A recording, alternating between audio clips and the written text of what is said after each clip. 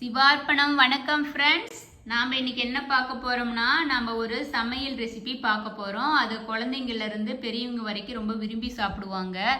நம்ம பீஸா பர்கரெல்லாம் ஆர்டர் பண்ணும்போது நம்ம அந்தவும் ஒரு ஒன்றோ ரெண்டோ அது நீங்கள் எப்படி அவங்கவுங்களுக்கு விருப்பமான மாதிரி ஆர்டர் பண்ணுவீங்க. ஆனால் அது சாப்பிடும்போது தியேட்டரில் போனாலும் நம்ம விரும்பி அதை வாங்கி சாப்பிடுவோம். அது என்னது? Potato french fries.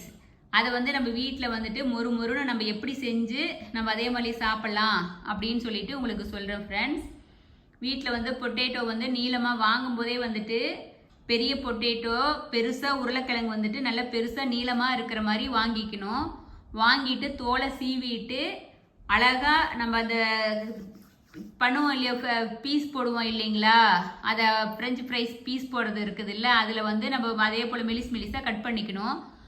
கட் பண்ணிட்டு அது கூட லேசாக உப்பு மட்டும் சேருங்க. ரொம்ப துளியூண்டு லேசாக உப்பு மட்டும் சேர்த்துருங்க.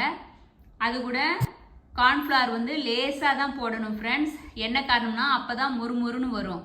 இல்லைன்னா அது கொஞ்சம் நதன மாதிரி இருக்கும்.